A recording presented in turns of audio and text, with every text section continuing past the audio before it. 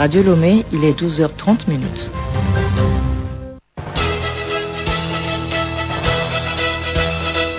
Le journal Léontine Atoguima.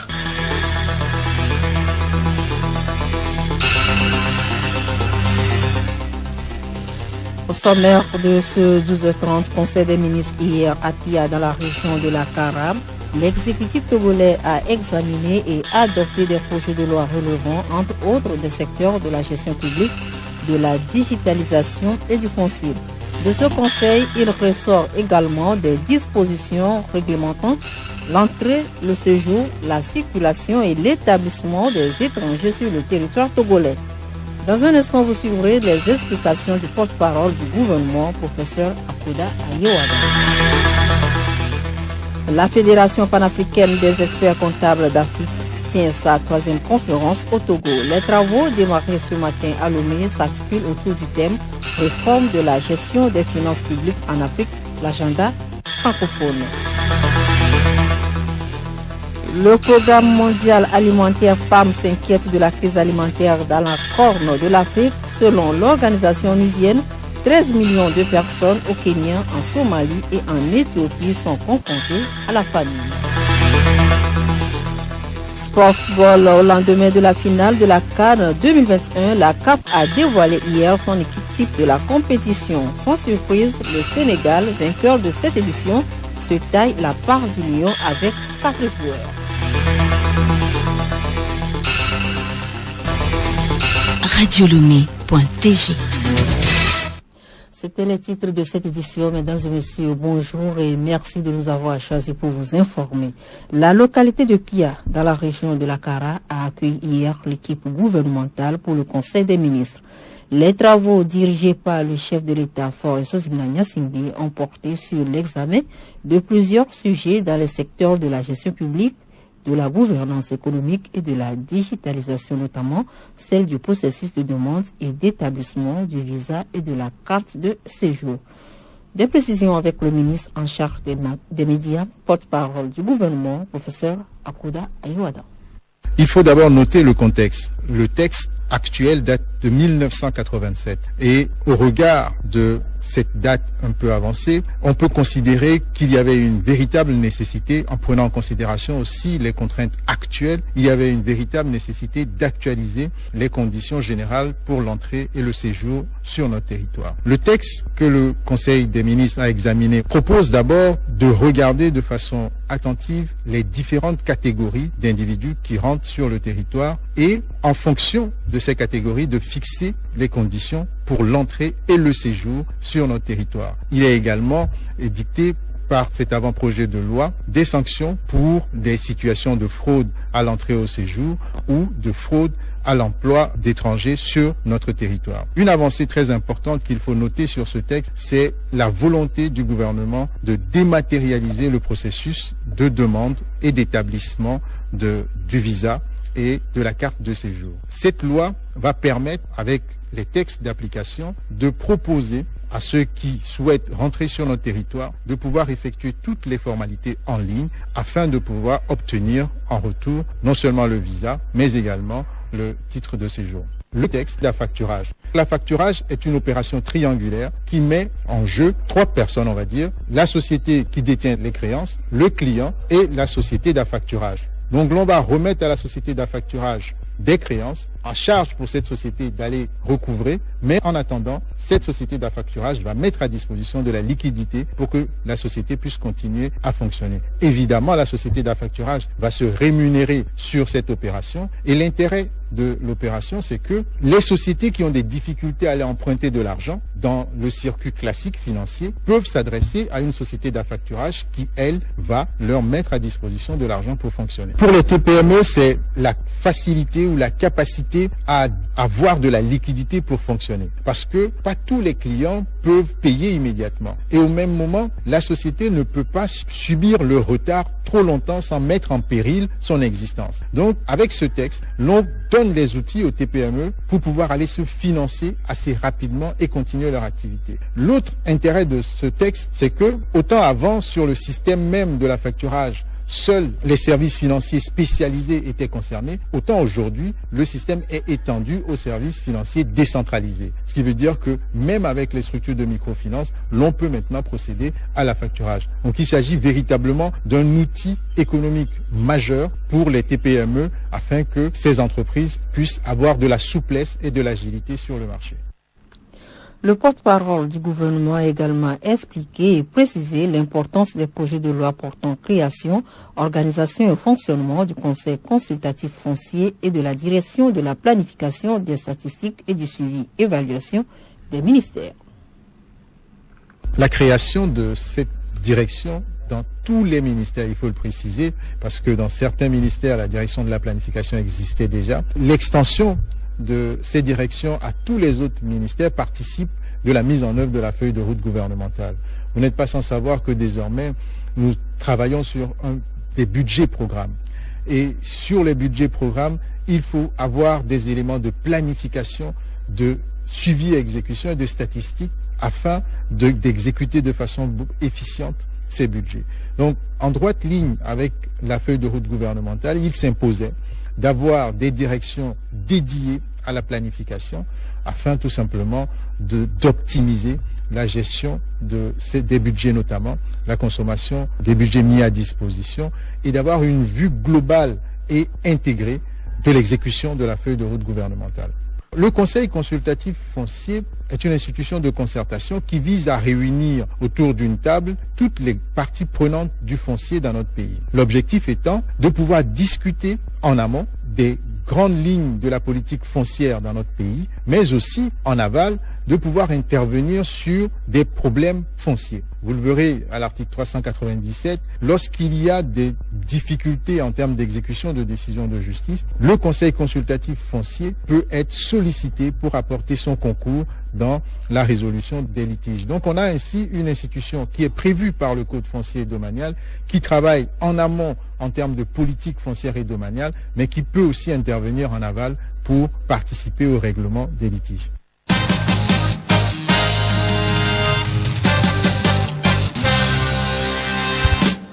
Toujours en page nationale, la Fédération panafricaine des experts comptables d'Afrique, PAFA, tient depuis ce matin à Lomé sa 3e conférence au Togo.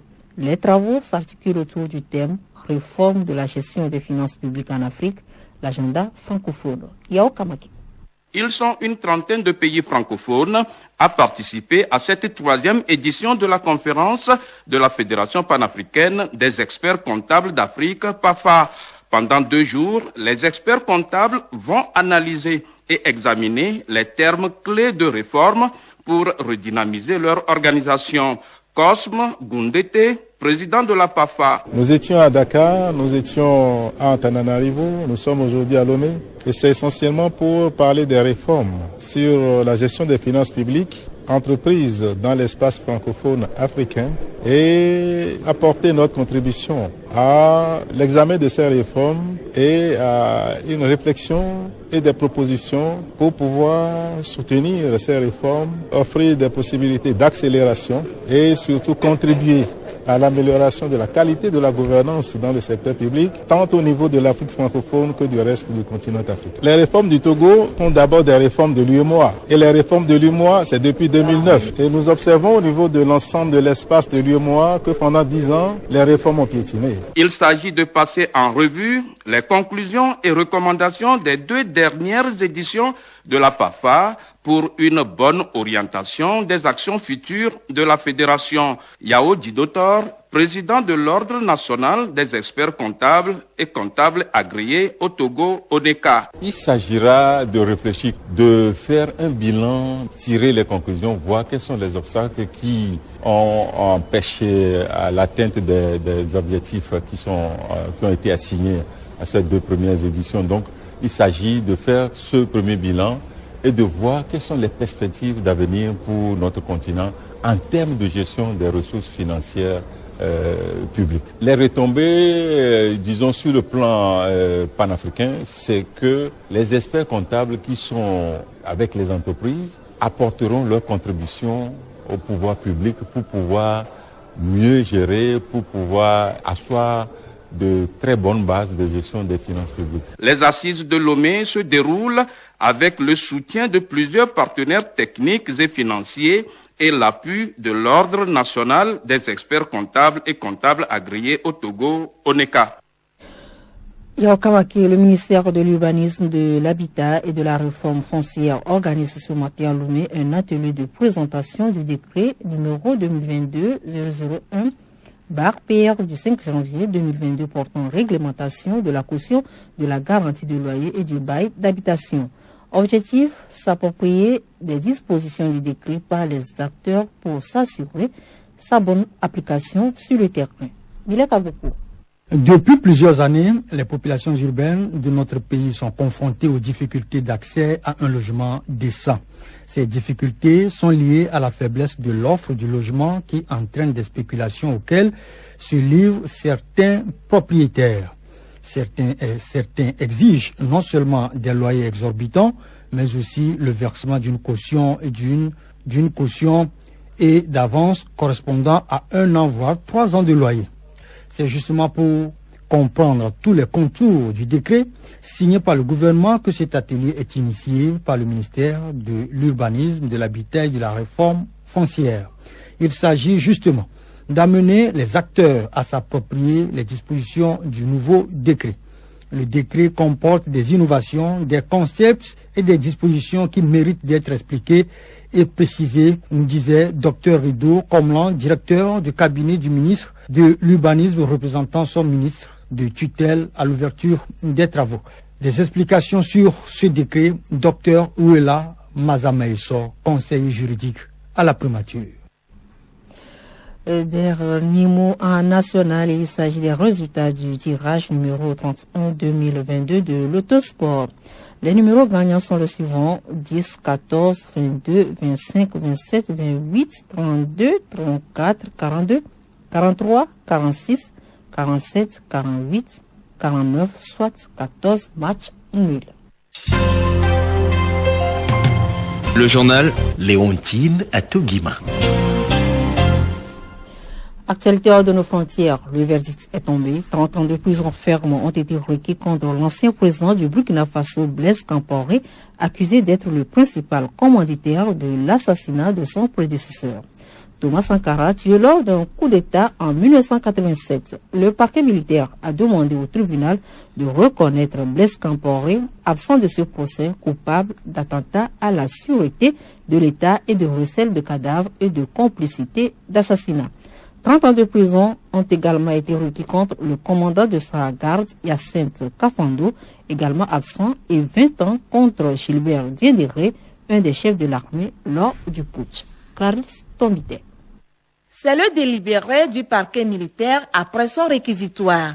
Le réquisitoire a débuté par une chronologie des événements du 15 octobre 1987, date du coup d'État fatal au leader progressiste et icône panafricaine qui était au pouvoir depuis 1983. Selon le parquet, alors que Thomas Sankara s'est rendu au Conseil de l'Entente, le siège du Conseil national de la Révolution où s'est produite la tuerie vers 16h20, ses bourreaux étaient déjà sur place. Lorsque Thomas Sankara est entré dans la salle de réunion, le commando scindé en 2 groupes a investi les lieux en abattant les gardes du chef de l'État. Le commando a ensuite ordonné au président Sankara et ses collaborateurs de sortir de la salle. Ils seront tour à tour abattus, a poursuivi l'accusation. L'ancien président Blaise Compaoré, qui avait été porté au pouvoir par ce putsch ayant coûté la vie à son prédécesseur, condamné aujourd'hui à 30 ans de prison, a toujours nié les faits. Chassé du pouvoir par la rue en 2014,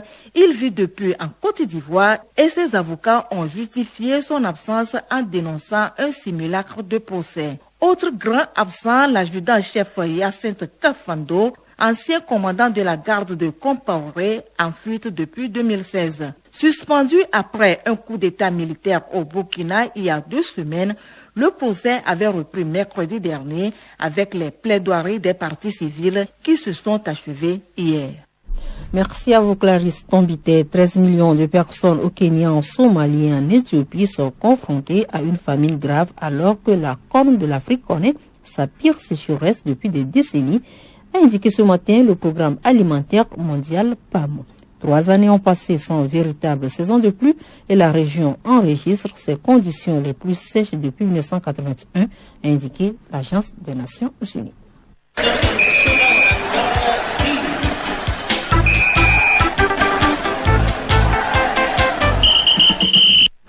Sport du football, la Confédération africaine de football a dévoilé hier l'équipe type de la CAN 2021. Le Sénégal, qui a remporté le trophée, est représenté par 4 joueurs. Zinedine Zidane, de son côté, n'est pas resté indifférent à la victoire du Sénégal. L'ancien coach du Real Madrid a salué le triomphe des hommes d'Aliou Cissé. Edouard Signon. Très discret depuis qu'il a quitté le Real Madrid, Zinedine Zidane a tenu à féliciter les nouveaux champions d'Afrique. Le champion du monde de 1998 a salué les performances du Sénégal, vainqueur de cette édition. 120 minutes intenses de foot et de fair play. Félicitations au Sénégal et bravo à l'Égypte pour sa prestation, a posté Zinedine Zidane sur son compte Instagram. Toujours CAN 2021, la Confédération africaine de football a dévoilé lundi l'équipe type de la compétition. Après sa victoire au tir au but contre l'Égypte, en finale, le Sénégal est bien représenté dans l'équipe du tournoi. Le gardien de but, Edouard Mendy, l'arrière gauche, Saliou Ciss, le milieu de terrain, Nampalys Mendy et Sadio Mané figurent parmi les meilleurs joueurs du 11 de la CAN désigné par la Confédération africaine de football. Le capitaine Khalidou Koulibaly et Famara Diédhiou ont également été nommés parmi les remplaçants. Sans surprise, le Marocain Achraf Hakimi et l'Égyptien Mohamed Salah figurent également dans l'équipe type. Le reste de l'équipe comprend Mohamed Abdel Mounen, Edmond Tapsoba, Mohamed El Nini, Blati Touré et Vincent Aboubakar. Sur le continent européen, Kylian Mbappé n'a pas l'intention de faire cadeau au Real Madrid lors des 8e de finale de la Ligue européenne des champions. Si son avenir se rapproche du Real Madrid, l'attaquant du PSG reste ferme sur ses objectifs et ambitions avec le club de la capitale cette saison.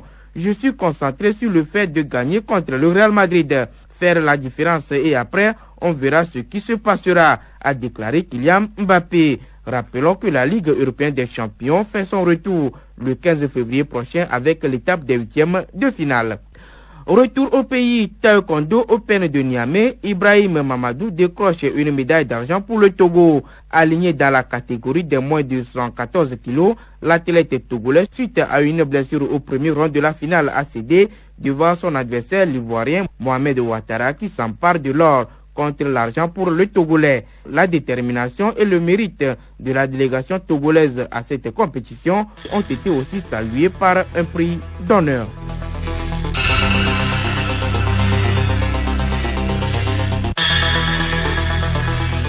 Point final à cette édition. Merci de nous avoir suivis. Retenu pour l'essentiel que le Conseil des ministres s'est réuni hier à Pia dans la région de la Kara.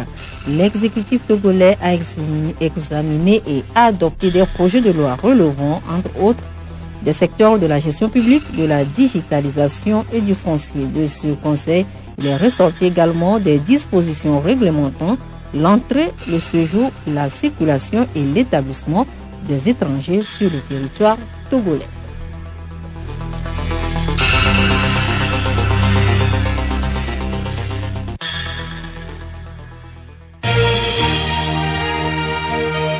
Radio Lomé, boîte postale 434, email radiolomé@radiolomé.tg. Radiolomé.tg